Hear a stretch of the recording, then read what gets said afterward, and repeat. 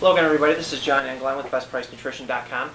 Today we're going to be reviewing the ingredient Citrulline Malate. We actually have a couple of products up here as well that contain it. We do get a lot of questions about, citrulline and what is it. But basically what it is, it's a non-essential amino acid. It's thought to increase, well, it does, it increases arginine in the body, and that would then in turn hopefully increase nitric oxide. That's the idea, and I think that's one of the main reasons why it got big. There's some other effects too that it has. Glenn, what is it marketed to do? And then we can go into some of the studies that we found and some of the research to confirm it. Yeah, well, like you said, it is marketed to be a nitric oxide supplement. It is in a lot of nitric oxide supplements or pre-workout supplements. Also to delay fatigue during workouts, decrease muscle soreness, and increase ATP. That's what it's marketed to do by supplement makers. Okay, and as Glenn touched on, so you're going to find it in a lot of the pre-workout products because the nitric oxide increase and stuff. And we've talked about nitric oxide before, and the issue is that a lot of this stuff makes sense on paper, but in theory, but it hasn't borne out in reality. So we haven't seen those increases in nitric oxide production from any ingredients really significantly. No. It's always been rate limiting. Mm-hmm. Yeah, specifically with citrulline, it does increase your body's production of arginine. And then the thought is arginine from there gets converted or is a product that helps with the creation of nitric oxide. Well, if you've seen videos we've done in the past, nitric oxide or that effect just doesn't happen. The body wants to maintain homeostasis, so it creates enzymes to keep that from happening. So the increase in nitric oxide production is just not there. But on paper, that should happen, but in humans, it just hasn't been shown to do that. Yeah, and like you said, with the increase in arginine, some of the people have marketed and saying, hey, it'll increase our plasma arginine levels even better than arginine, but as Glenn said, arginine we know is already rate limiting in terms of nitric oxide production. So that's where we're at as far as with citrulline and its ability to produce nitric oxide. Now, we do have some studies here, and pretty much what we've been able to find is that one study we found is peer-reviewed that talked about how citrulline can promote aerobic energy production in humans.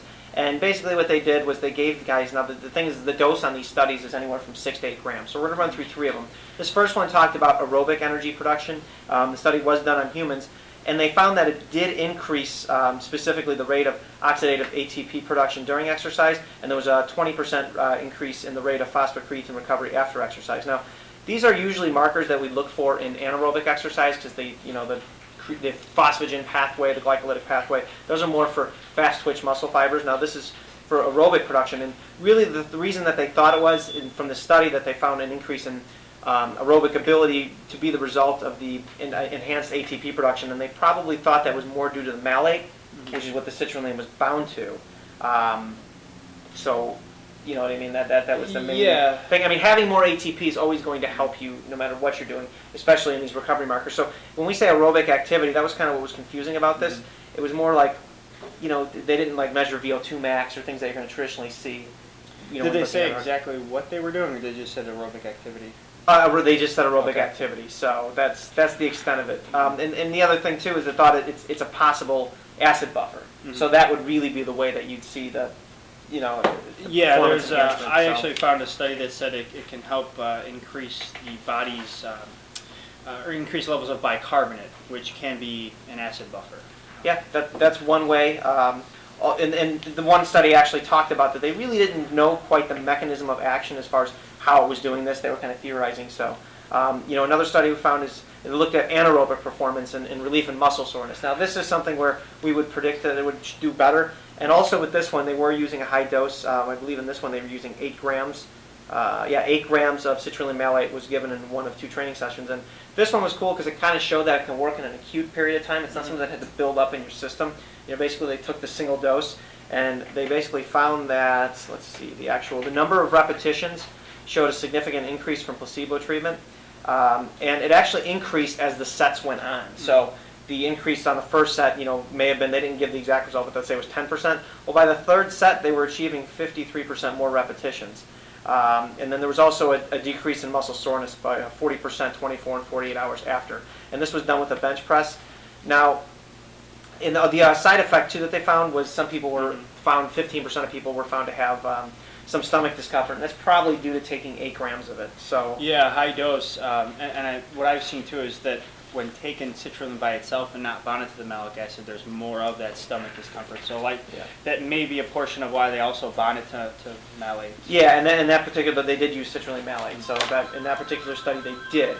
So kind of you're seeing a theme here. It's 6 to 8 grams. We're finding these high doses. Now, we got a couple supplements up here that are specifically not citrulline direct. You want to run through like what amount people can expect in those? Yeah, this is Extend. It's a popular amino acid supplement. We have a review on that too, Yeah, so we've you done can a review watch on it that also. separate. There's 1 gram or 1,000 milligrams in here.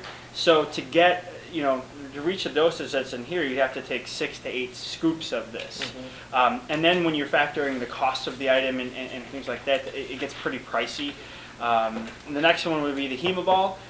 Per scoop, there is 2.5 grams of citrulline, so 2.5 scoops, 3 scoops, and you'll reach that dosage. And you're looking at, there's only 32 servings in here, so I mean, you may get a 10-day supply out of this if you're looking for the effectiveness of the citrulline.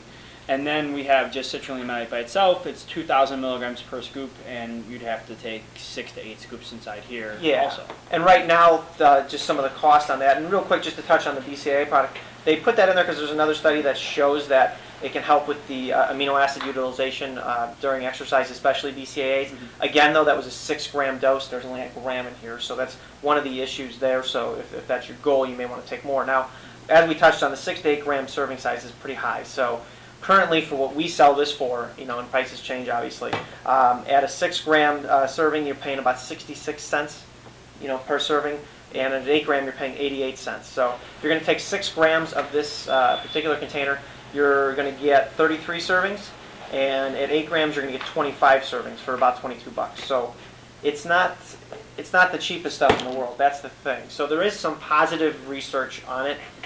It's just a question of, is the cost worth it?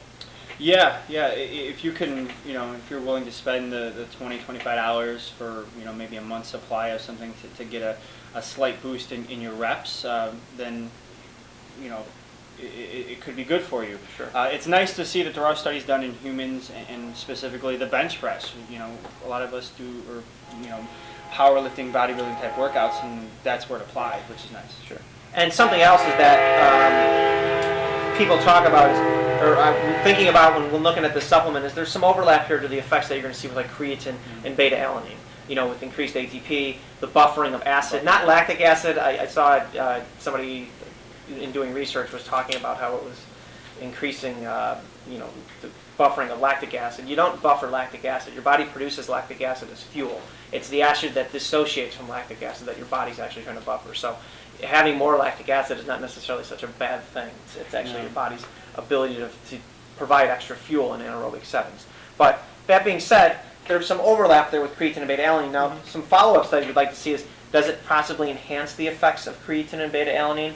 And could the cost come down of it as well, because you're going to be taking those supplements. So that would be one thing. And what is the floor dose? It seems all these are in at 6 to 8 grams. Could you get by with a lower dose? We don't know. Yeah, let's see a study done at 2 to 3 grams. I tend to suspect no, otherwise they'd be using those amounts. So I think they may have looked at something preliminarily to figure, hey, we have to use a lower dose. So that'd be my only question. So overall, I'd say really it depends if you want to spend the money to take those high doses, and that's certainly up to somebody. But it does look like there's some promising effects of it. Again, if, like Glenn said, if you see it in your pre-workout and it's in some proprietary blend, odds are you're not getting nearly as much, because most of those servings are not that big anyways, especially the concentrated ones. So just because you see it in your pre-workout doesn't necessarily mean you're getting enough. The 3.5 grams in the Hemoball is actually pretty high compared to most, and they actually tell you how much. Most companies aren't going to tell you how much. Yeah, most times they'll just throw this in a proprietary blend and say, hey, you're getting 5 grams altogether, but it's nice that they're telling you exactly what you're getting. Yeah. So again, putting a bow on it, it seems to have some promise. The main criticism is that it could, at those high doses, give you some stomach discomfort. It's not the most cost effective, and we'd like to see how it performs with creatine and beta-alanine, if there's a possible some synergy there, or if it works independently, but we just don't know. So it's up to you guys if that's worth it for you. So I think we went through, answered all the questions. If you guys have any other questions, please feel free to post them in the comments section of the blog, the video. We're happy to answer them. We really appreciate everybody watching our videos. If you like the videos, there's a little thumbs up, thumbs down issue, for the thumbs up at the bottom of the video. Also, check us out at facebook.com/bestpricenutrition. Thank you. Thank you.